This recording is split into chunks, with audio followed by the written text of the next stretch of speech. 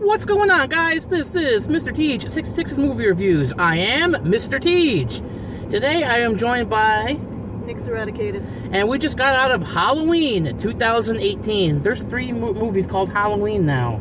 Absolutely insane. Now, this is, of course, the direct sequel to the 1978 classic, ignoring the, 9 sequels they've made? They made a shit ton of sequels. It's ridiculous. And trivia note, I've never actually seen almost any of them. I've seen Halloween 2, and that's it. Oh, and the Rob Zombie version. I think I saw the third one. The Season of the Witch, which had nothing to do with Michael Myers, apparently, from what I remember, from what I've heard. I remember there was one with a little boy that was taking sort of on the mantle of the little boy in the clown suit. I don't remember much about it. Yeah, well, anyway, it doesn't matter. So, this basically ignores all the sequels except the original film, and I have to say, this movie was pretty freaking good. I was very impressed. And when they first announced this, over probably a year ago, I was kind of like, I rolled my eyes. I was like, oh, God, again? Like, how many times are they going to rehash the same freaking idea? And I can honestly say I was wrong. This movie was... It was excellent. It really was. I mean, and the thing I really love... Well, let's go over the story. Simple as it is. It's Laurie Strode, played by Jamie Lee Curtis. 40 years later, she's become a nut and a recluse, and Michael Myers is transported on a bus, is being transported to another location on a bus, of course, because they always do that. Like, you could only transfer Michael Myers on Halloween. Yeah, I mean, the day before, technically, October 30th. Yeah. So he gets out, he goes back to Haddonfield, mayhem ensues, and you basically know what to expect. One thing I think the biggest strength of this movie was the fact that, like, there's a lot of great old-fashioned suspense. I mean, there is gore, but the movie doesn't go nuts on it. I mean, there's a few, grisly killings, but I was like, this is kind of tame compared to some other, like torture porn, all these torture porn films and things like that. It was a very well-rounded horror movie. Yeah. And it had a little bit of everything. It had a little bit of suspense, a little bit of gore, a couple of jump scares, but not too many. Exactly. And not overly predictable jump scares, which is when they work the best. Exactly, because nothing annoys me more than frickin' jump scare at one after another. It gets annoying. And this movie, found a nice balance of doing enough of that, I mean, and not, making you annoying. I mean, certain characters do stupid things, as usual. Like, there's one part where one of the girls runs into the woods. It's like, why are you running into the woods? Like, but it's a horror movie, so you can kind of go with it. But there were a few people in this theater who were going, really? Why are you running into the woods? Well, if that was her grandmother's house that was out in the woods, assuming that she would probably be somewhat familiar with the woods, certainly her mother was, and if you know what you're doing in the woods, you can outrun someone. I mean, if you're running straight down a road into a house, you're gonna be followed. You might take a winding way. Whether or not that character actually put that thought into it is another thing. Yeah, that's true. The acting was, for the most part, good. Jamie Lee Curtis, owned this movie. She was freaking awesome. She's getting a lot of good reviews, and she deserves it. She really is, emotionally invested in this character. This isn't just, a paycheck role, or, I'm desperate for work, so I need to, come back. She owned it in pretty much every scene. What I have to say about her character in this movie is, a lot of Hollywood people, you can tell, are doing an interpretation of what an everyday person would act like, look like, stand like.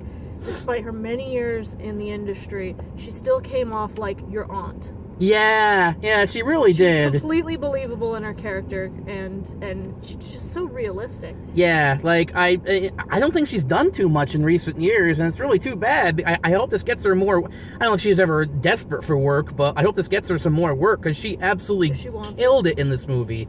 Everyone else did okay. The teenagers, I thought, were kind of They're sort of, TV, I don't know if they're TV actors. A lot of times these horror movies get TV type actors, and some of their acting came off as a little but it's part of the genre, so I'm not gonna be too mean to them, but they were okay. One thing I would like to say about this movie is it snuck a lot of political and social commentary in without beating you over the head with it.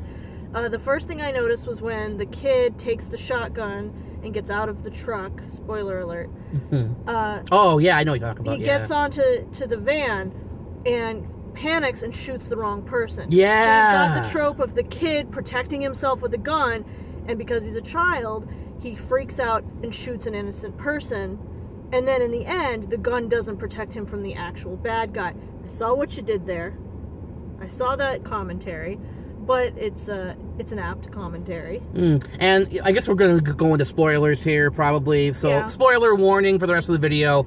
And they kill the kid. I was like, holy shit! I was like, that I did not see that coming at all. That doesn't that's happen. The realistic way Oh, to go yeah. about it. The other social commentary I noticed is they bring up the trope of the incel nice guy in the one character in the devil costume. I mean, they really went right through that stereotype from start to finish in just a couple scenes, and but it didn't mess up the storyline. Like I said, it didn't beat you over the head with it, because here's the thing about horror movies: they often reflect political and social commentary.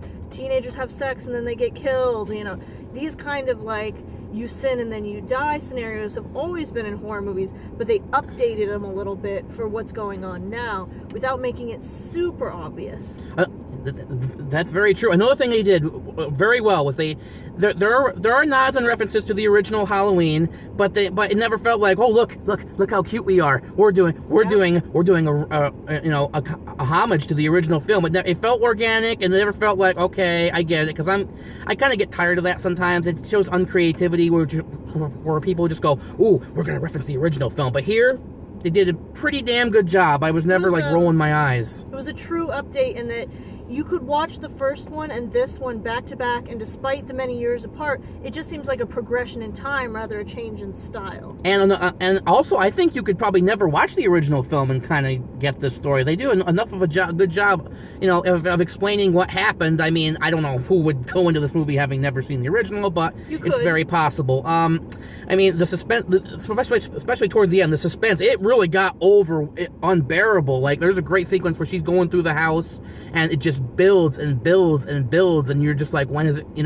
old-fashioned suspense, when is it going to happen? When is it going to happen? Oh, shit! And surprisingly enough, I guess another spoiler warning, they don't leave the door open for a sequel, although I'm sure you sure as hell know they're going to make one. I think they did. The end scene where they zoom in on the knife in the girl's hand. Oh, I didn't think about that. That's possible. Because we'll see. The theme of Halloween has always been that he had true evil inside him. That's why he can't be killed. And you see he passes the contagion along to the doctor for a brief period of time. That was like, what the fuck is going on? For a second, I was like, what? What?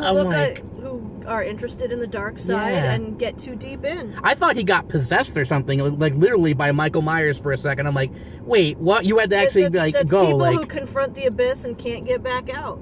That's the theme of it. It's just an old theme of demonic possession and playing with the dark arts. Sorry.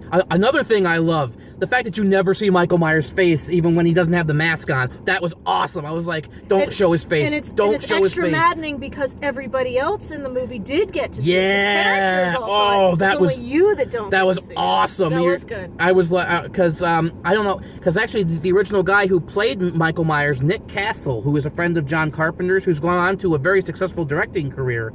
He directed The Last Starfighter. I'm blanking on some of the Dennis the Menace movie from the early '90s. Remember that one? Yes, I do.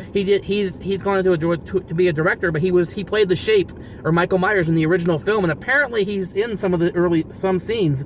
I guess he's a little older now, so he can't probably have done too much of it. But I guess he's there. But you would never know it. But I just love that. It was like you never see his face. I was like, thank you. Well, this is an interesting iteration of Michael Myers, in that, I mean, you see how old Laurie is, she's getting on. So if she's the baby sister of Michael Myers, then he's got to be 70, 80 years old. But I think he was supposed to only be 21 in the original film, so he'd be more like 60 something probably by now. So they do have a very cute little nod to in Halloween 2, when it was revealed that she was his sister.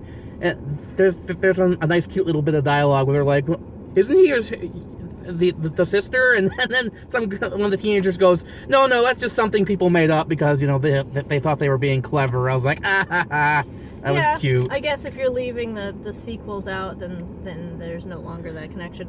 One thing I noticed that may have slipped past you is there was an interesting look into female empowerment in it. Oh no, I absolutely saw that. I noticed, okay, it starts with the reporter or whatever, and she dies in that classic, like, screaming her head off, completely unable to find her faculties. Oh, in the bathroom, you mean? Yeah, Yes. yeah. So that's your typical vision of women in horror movies, which is, Exactly, I can't do yeah. anything.